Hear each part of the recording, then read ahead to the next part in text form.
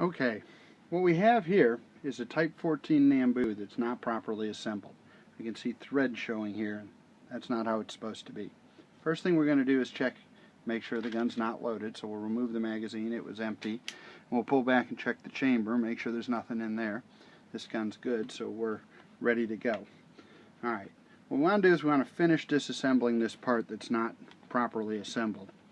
In order to do that, I might just be able to unscrew this, but more than likely I'll have to push down a little on the barrel and press in on this button on the bottom. So this would work even if it was properly assembled. And then we can turn this piece off. I don't know if you can see that there. Make sure the spring doesn't go flying.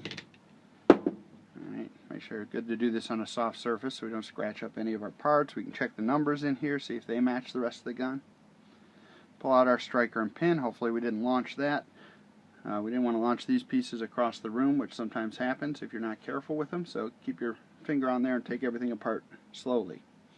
Alright, now in this case I can see the firing pin protruding right here, so I know it's got a firing pin in it, but if it hadn't been cocked I might not be able to see that because it would be all the way down inside, so I'd want to take it apart the rest of the way to find out that the firing pin was in it.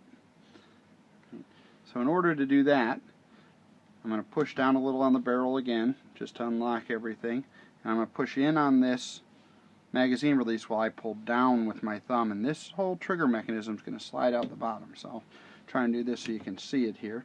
If I push down on here and pull down this way, that's going to pop out. Could be some little pieces in there that want to get away from you, so keep an eye on that stuff. Now be careful that this doesn't come flying off because we got some more springs in here. Everything should kind of lift apart. Now, this piece may fall off of here when you do it. Alright. Now, if I look in here, I could see my firing pin down in here, but if I pull my bolt back a little, I'll see the little dog leg on the firing pin, and with my little screwdriver I can slide that out. Make sure my firing pin isn't broken or anything. It looks good. Bolt looks good. Everything looks good. So we're going to put this back together. Make sure my springs are all the way in. Slide my firing pin all the way back down into its slot. Get this little cam back in here. It's got to kind of fit tightly into its little spot here. This piece sticks down. Alright, we're going to push on that with our thumb to keep this in place while we reassemble it. It goes in at a little bit of an angle here. Make sure your springs don't get caught on anything or bent. Alright, and everything should slide real easily together. Put my barrel down on my soft carpet and this should all be here. I can slide this back in and be careful not to scratch anything. It goes in this way and it fits right in this little slot here. It'll get started pretty easy, then you have to push in your magazine release to send it all the way home. Now this is all held back together again.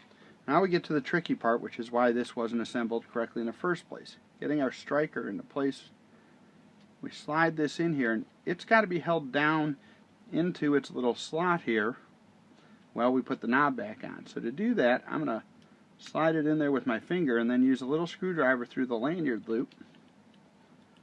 Careful not to scratch anything, just to hold it in place like that.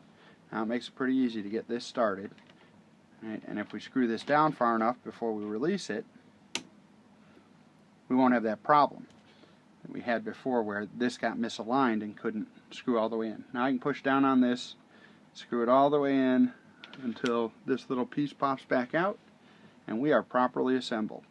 Again, we made sure it was unloaded at the beginning, but we're going to make sure everything's functioning. It'll only fire with the magazine in.